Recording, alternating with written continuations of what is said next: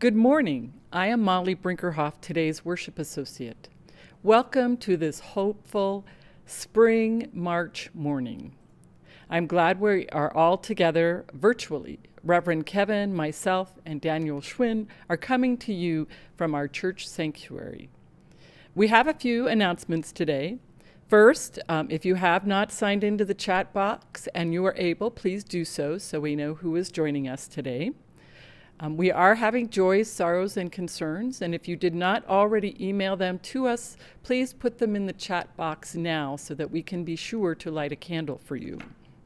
And please note that if it's a joy, sorrow, or concern. It has also been noted that new people have been joining us for our live Sunday service. If you are new and would like to get on our email newsletter, please call the church administrative office and leave a message with your email address. If you would like to talk to someone about the church, please again contact our office. And we are so glad you are joining us.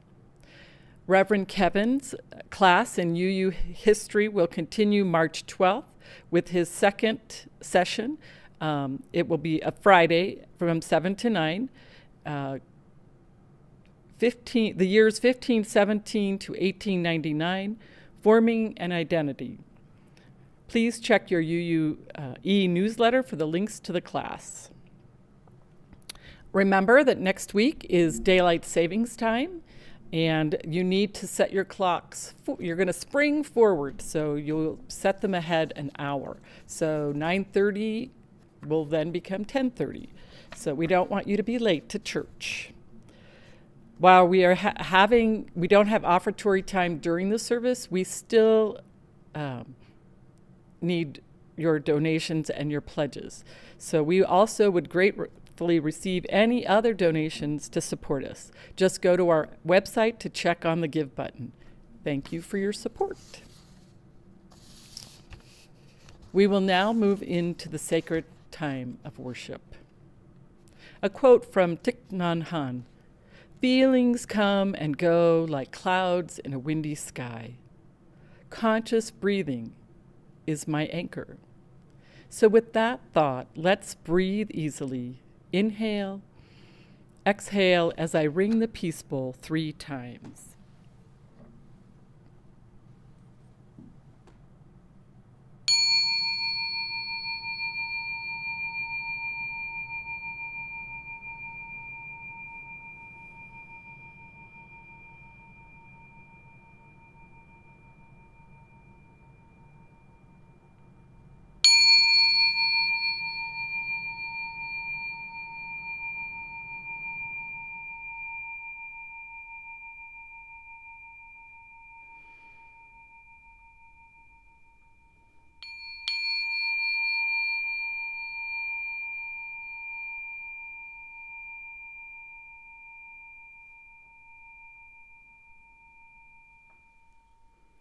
We will now begin our service with our prelude.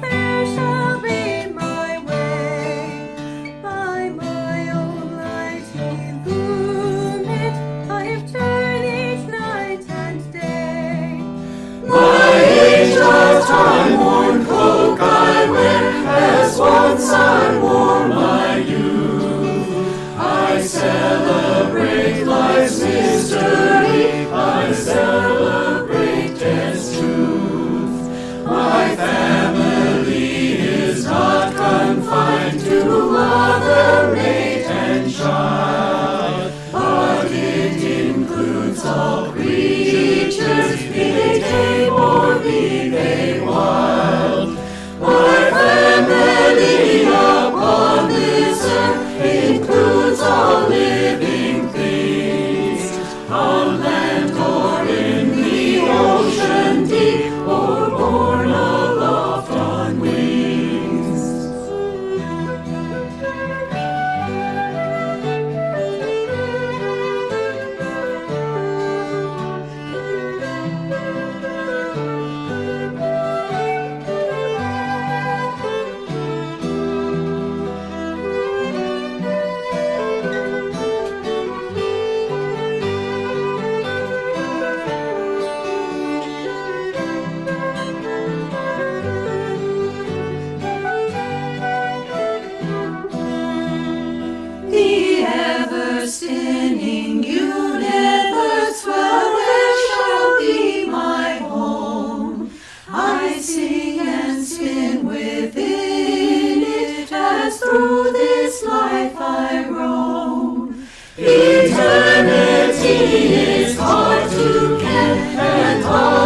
still is this, our human life when truly seen is briefer than a kiss.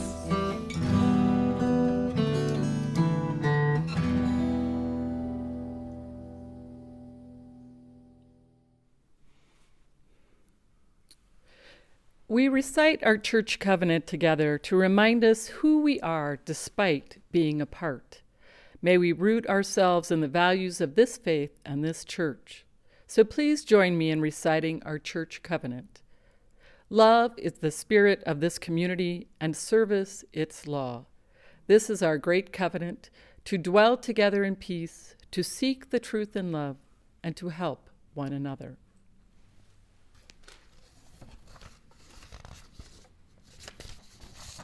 We will now be lighting our chalice.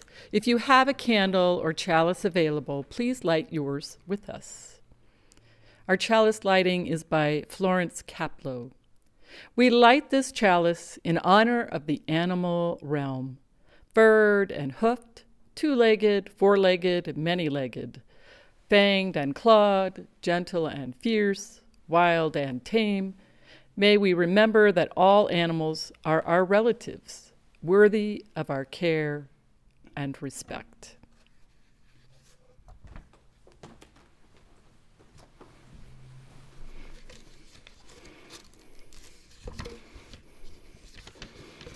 Good morning. Our call to worship this morning is the poem The Peace of Wild Things by Wendell Berry. When despair for the world grows in me, and I wake in the night at the least sound, in fear of what my life and my children's lives may be, I go and lie down where the wood drake rests in its beauty on the water, and the great heron feeds. I come into the peace of wild things, who do not tax their lives with forethought of grief. I come into the presence of still water, and I feel above me the day-blind stars waiting with their light. For a time, I rest in the grace of the world and am free. I invite you to join in our opening hymn, number 15, The Lone Wild Bird.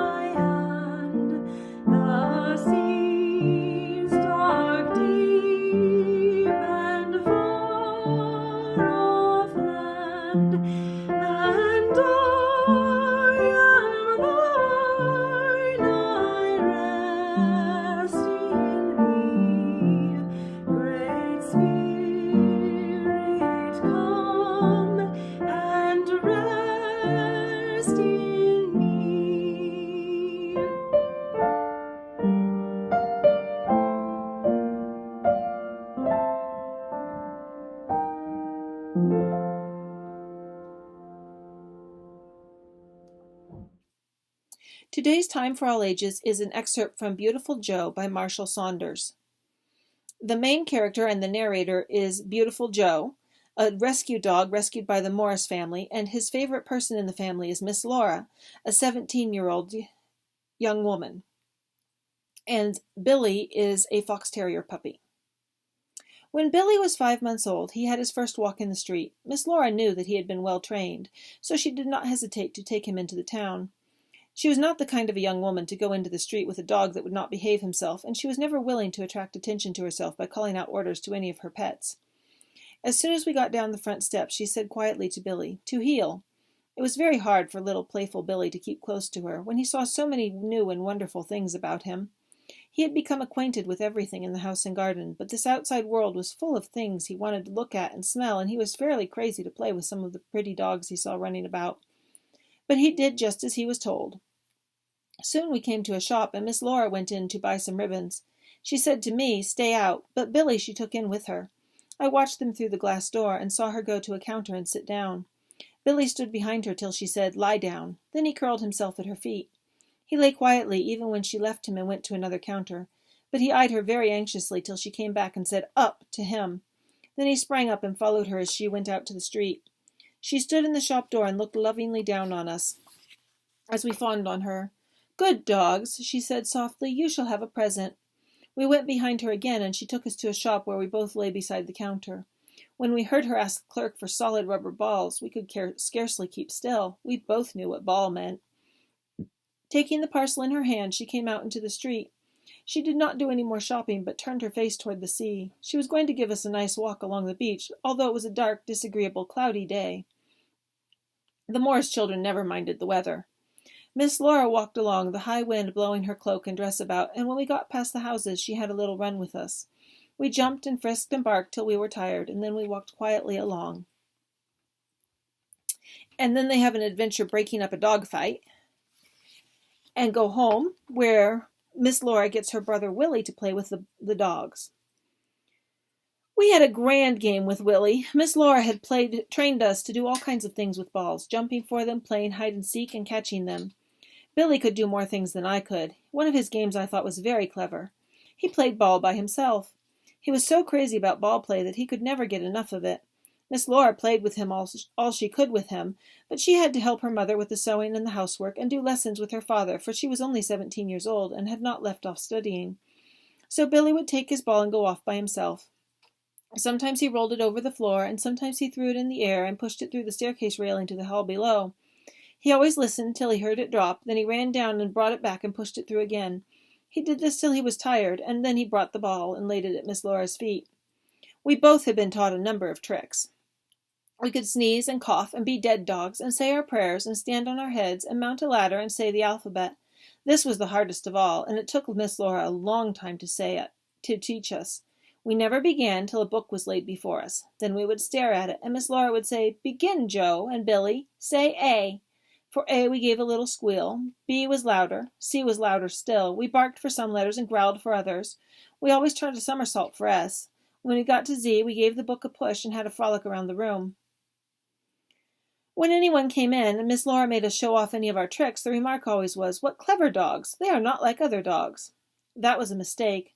Billy and I were not any brighter than many a miserable cur that skulked about the streets of Fairport. It was kindness and patience that did it all. When I was with Jenkins, he thought I was a very stupid dog. He would have laughed at the idea of anyone teaching me anything. But I was only sullen and obstinate because I was kicked about so much. If he had been kind to me, I would have done anything for him. I loved to wait on Miss Laura and Mrs. Morris, and they taught both Billy and me how to make ourselves useful about the house. Mrs. Morris didn't like going up and down the 3 long staircases, and sometimes we just raced up and down, waiting on her. How often I have heard her go into the hall and say, "Please send me down a clean duster, Laura. Joe, you get it." I would run gaily up the steps, and then would come Billy's turn. "Billy, I have forgotten my keys. Go get them." After a time we began to know the names of different articles and where they were kept, and could get them ourselves. On sweeping days we worked very hard and enjoyed the fun. If Mrs. Morris was too far away to call to Mary for what she wanted, she wrote the name on a piece of paper and told us to take it to her. Billy always took the letters from the postman and carried the morning paper up to Mr. Morris's study, and I always put away the clean clothes. After they were mended, Mrs. Morris folded each article and gave it to me, mentioning the name of the owner so that I could lay it on his bed. There was no need for her to tell me the names. I knew by the smell. All human beings have a strong smell to a dog, even though they mayn't notice it themselves. Mrs. Morris never knew how she bothered me by giving away Miss Laura's clothes to poor people. Once I followed her track all through town and at last found it was only a pair of her boots on a ragged child in the gutter. And just so you know, this book is based on a true story, and Beautiful Joe was a real dog, and Miss Laura was a real person. The end. For years, the sharing of joys and concerns and sorrows has been our enduring ritual.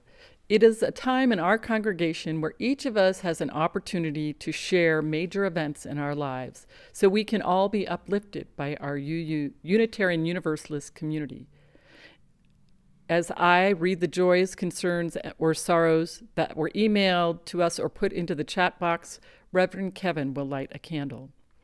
First, I have a sorrow of my own. I light a candle for my friend Joan Nichols, whose daughter died on Thursday from long-term health issues. From Cindy Logan, we have a joy.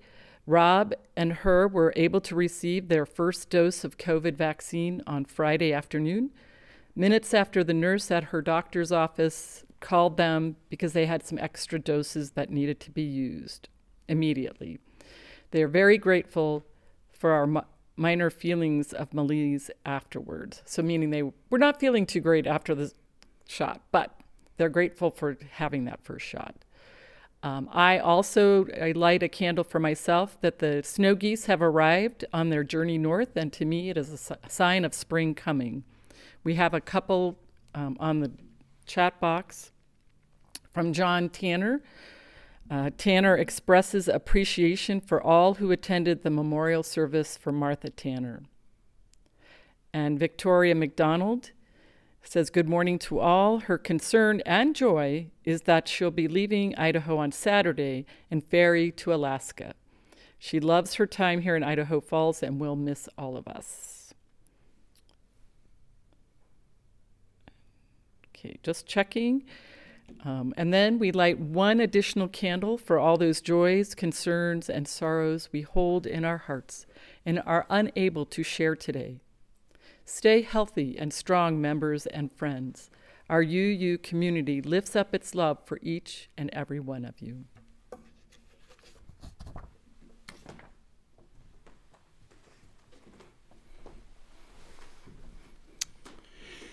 I have two readings this morning, and the first is an excerpt from the book The Hidden Life of Trees by Peter Wohlleben. According to the dictionary definition, language is what people use when we talk to each other. Looked at this way, we are the only beings who can use language because the concept is limited to our species. But wouldn't it be interesting to know whether trees can talk to each other? But how? They definitely don't produce sounds, so there's nothing we can hear. Branches creak as they rub against one another and leaves rustle. But these sounds are caused by wind, and the tree has no control over them. Trees, it turns out, have a completely different way of communicating. They use scent. For example, 4 decades ago, scientists noticed something on the African savanna. The giraffes there were feeding on umbrella thorn acacias, and the trees didn't like this one bit. It took the acacias mere minutes to start pumping toxic substances into their leaves to rid themselves of the large herbivores. The giraffes got the message and moved on to other trees in the vicinity. But did they move on to the trees close by? No. For the time being, they walked right by a few trees and resumed their meal only when they had moved about 100 yards away. The reason for this behavior is astonishing. The acacia trees that were being eaten gave off a warning gas that signaled to neighboring trees of the same species that a crisis was at hand. Right away, the forewarned trees also pumped toxins into their leaves to prepare themselves.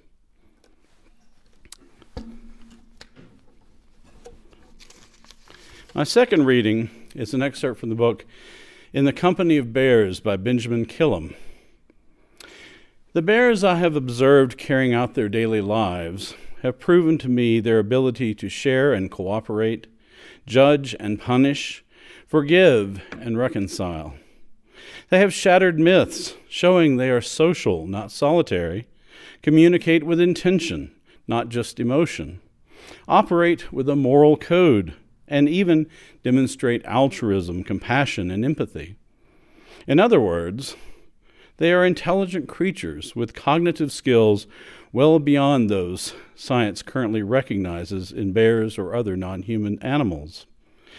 That is not to say that all scientists hesitate to acknowledge these skills.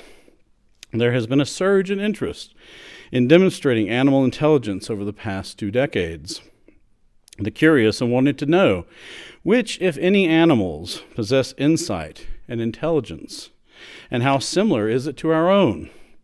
Do some animals have the ability to interpret what other animals are thinking? Something that in scientific lingo is referred to as having theory of mind. We have learned that some animals can associate simple words with meanings, distinguish shapes, colors, and numbers, and exhibit other cognitive abilities on par with what we might see in a human toddler. We've even learned that animals can experience heartbreak, as when Jane Goodall recorded the young chimp Flint withdrawing in grief after his mother died, or when Joyce Poole documented an elephant mother mourning the death of her newborn.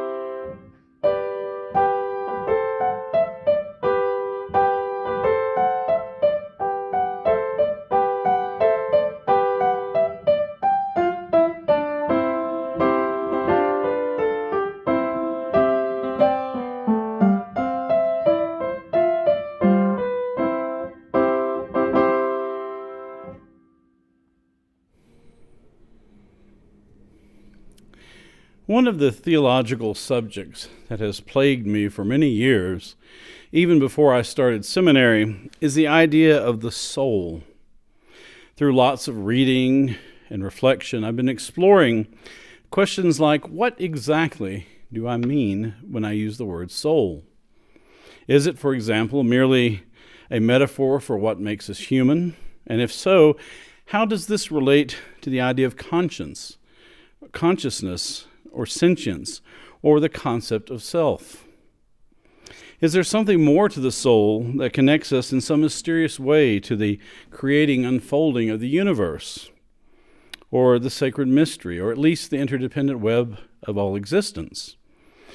Is the soul an emergent quality of our complex biological systems, especially our brains?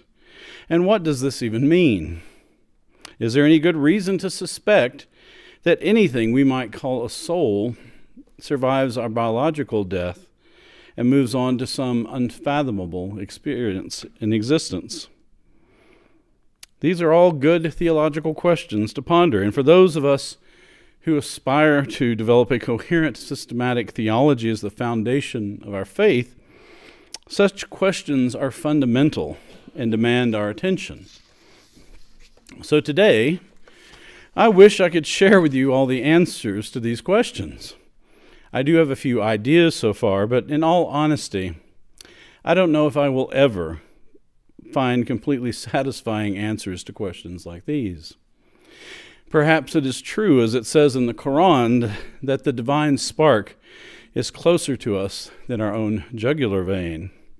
But the soul is truly one ineffable and slippery mystery. Nevertheless, in our search for truth and meaning, exploring such questions is a worthy quest. And as we start delving into the idea of the soul and the related mystery of human consciousness, it doesn't take long for our questions to evolve to include our non-human neighbors. We share this planet with millions of other species, and as it turns out, we are learning that some traits that we typically think of as uniquely human are demonstrated by other animals and even plants.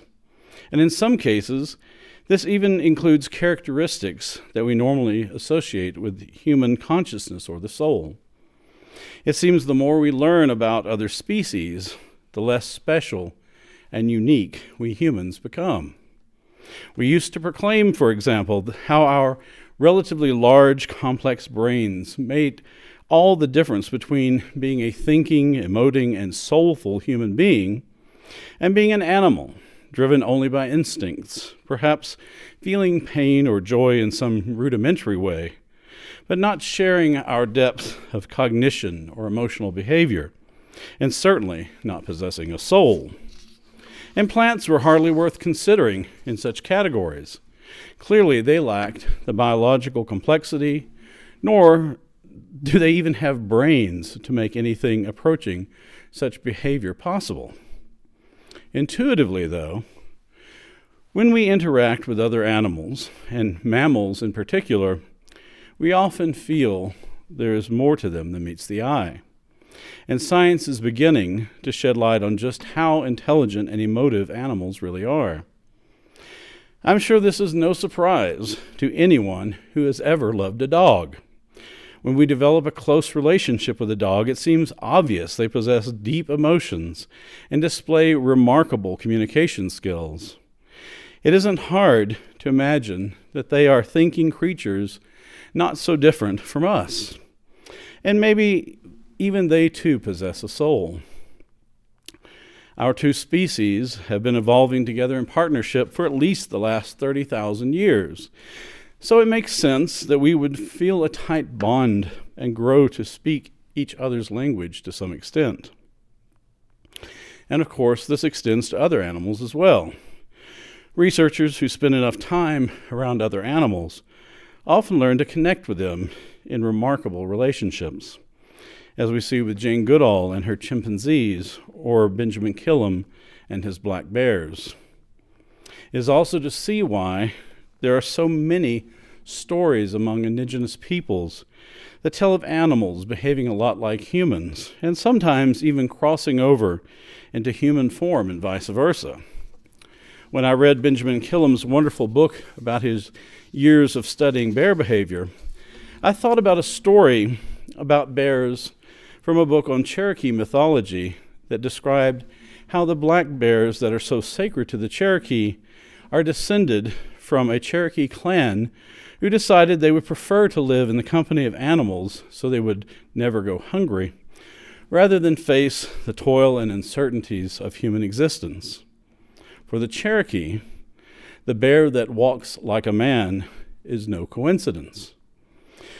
You don't have to be Walt Disney to anthropomorphize our animal neighbors, but such thoughts are best suppressed when it comes to the animals we consume for food.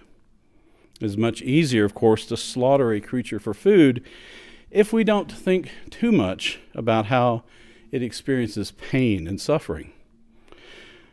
But no matter how humane we make the process, some suffering is inevitable. I'm not suggesting that animals, or at least most animals, have a concept of their own mortality or dwell on their fate the way we humans do. But death is the inevitable price that must be paid for the consumption of meat. These days, most of us no longer participate in the killing of the meat we consume, so we probably don't give it as much thought as we should. Predator and prey relationships are natural, of course, but unlike most creatures, we human beings are fortunate to have choices in our diet. What we eat is an ethical decision, and I'm not saying that one choice is morally superior to the other. I will say that eating less meat is probably healthier and better for the environment in terms of water and land usage and carbon emissions, but our species has always been omnivorous, so it is hard to make an argument that a vegan diet is somehow more true to our nature. Like all living things, we must consume organic matter to survive, whatever the source. At this point in my own life, I continue to enjoy meat, but I choose to eat meat less often and from more organic, sustainable sources whenever possible. So back to the question of animal and perhaps even plant consciousness and intelligence. We know that even the simplest organisms will react to a stimulus or decide whether or not something is food. And as we move up the evolutionary tree to more complex organisms, there is clearly a relationship between brain size and complex behaviors. This is especially true when you consider the relative size of the brain to the rest of the animal and the relative complexity of the brain itself. We used to think that we humans were special because of our big brains, which weigh about 2.8 pounds on average, but we don't even have the biggest brain in the animal kingdom. That title goes to whales, with sperm whales taking the top spot at around 18 pounds. Orca brains average about 12 to 15 pounds, and even bottlenose dolphins outrank us at around 3.5 pounds. Among land animals, elephants top the list at around 11 pounds. It is true, however, that primates in general have brains that are disproportionately large compared to body size, with brains that are 5 to 10 times larger than would be expected.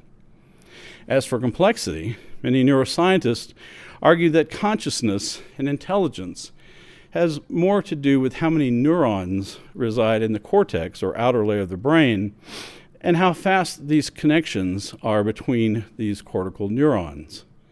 Consider, for example, that ravens, crows, and gray parrots are known to be quite intelligent, though they have very tiny brains. Complexity must surely be important, but most of this is still very speculative. The unfortunate truth is that for now, we really can't say definitively what consciousness or intelligence is, or exactly where or how it resides in the brain.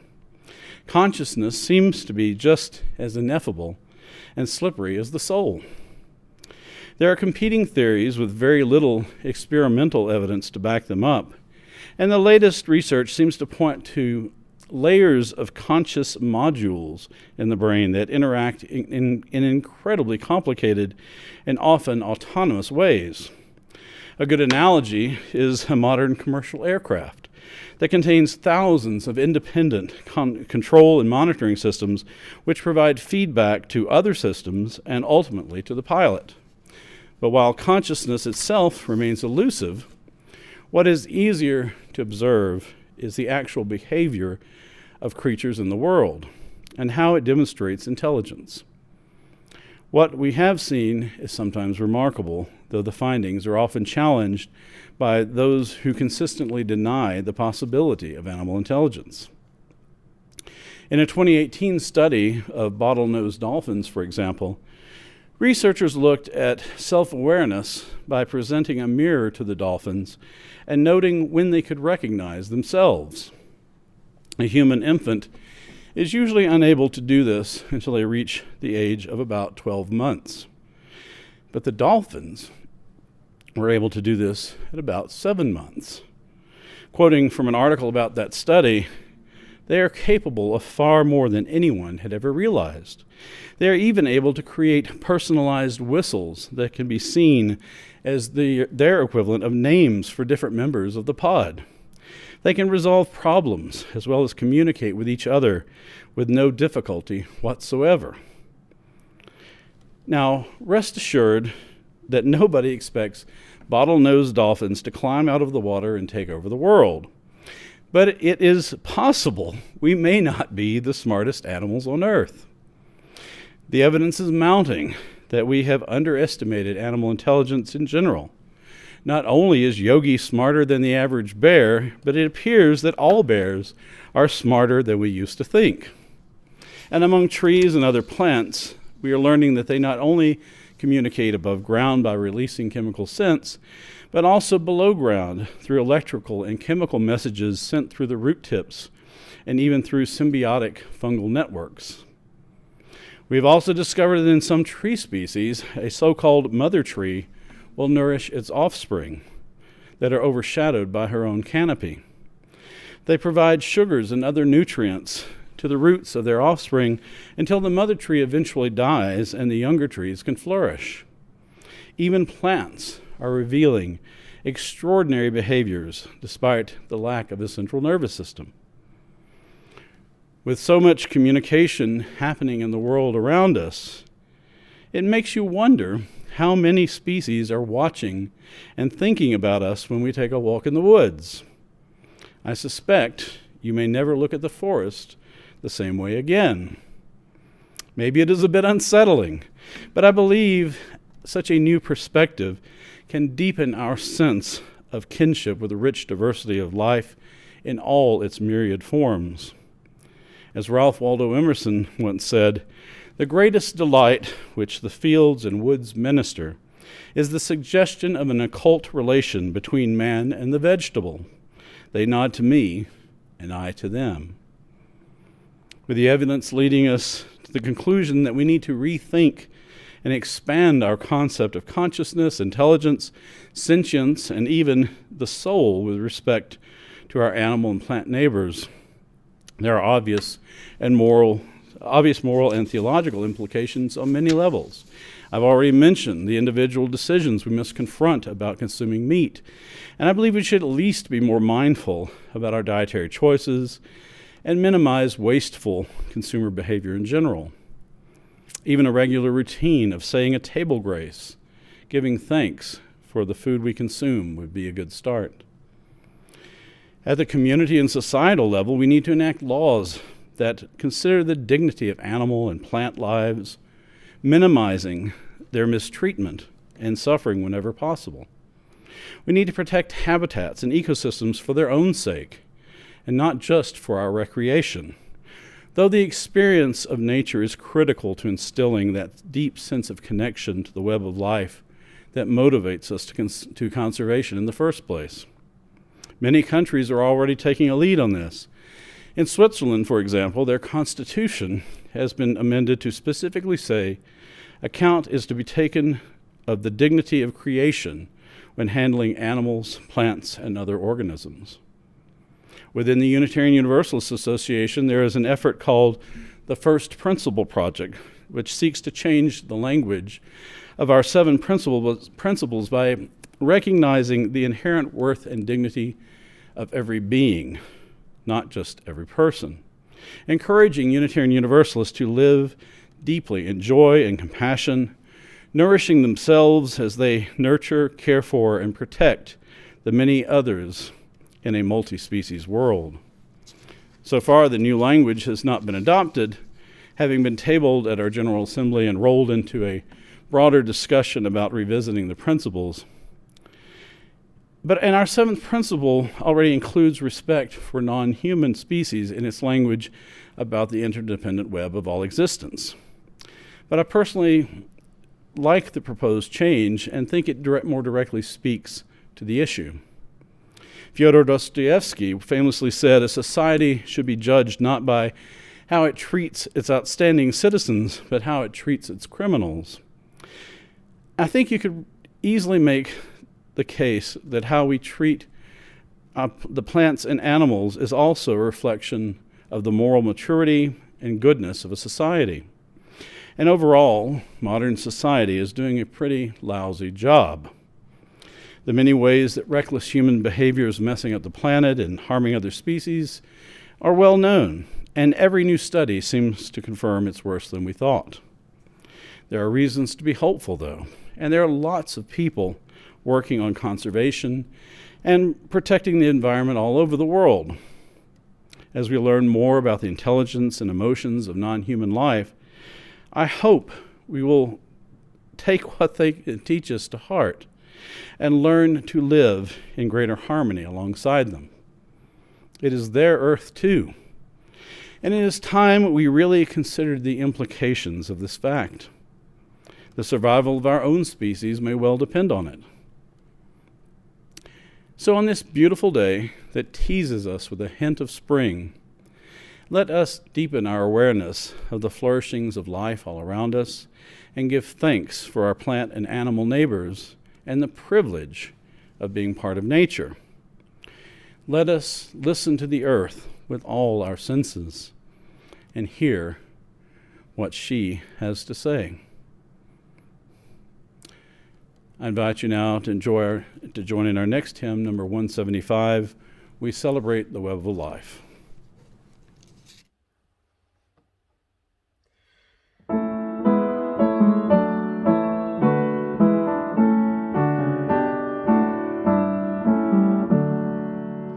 We celebrate the web of life, its magnitude we sing, for we can see divinity in every living thing. A fragment of the perfect whole in cactus and in quail, as much in tiny barnacle as in the great blue whale. Of ancient dreams we are the sum, our bones ring stone to star, and bind our future worlds to come with worlds that were and are. Respect the water, land, and air, which gave all creatures birth. Protect the lives of all that share the glory of the earth.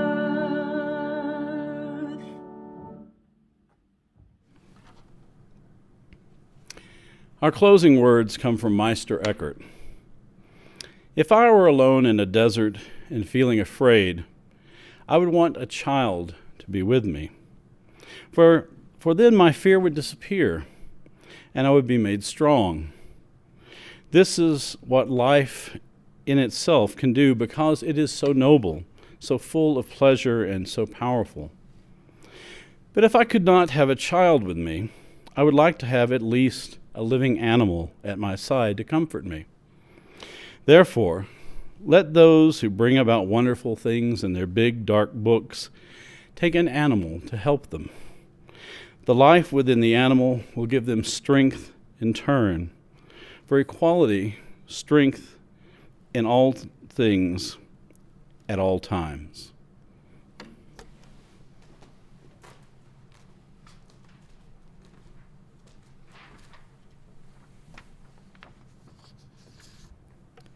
We will now extinguish our chalice with the following words. We extinguish this flame, but not the light of truth, the warmth of community, or the fire of commitment.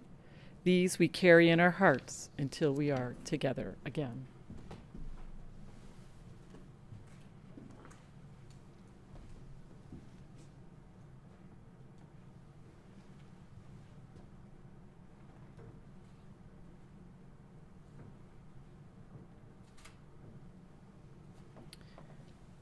Please join us for our virtual coffee hour after the service, and now we will end with our postlude.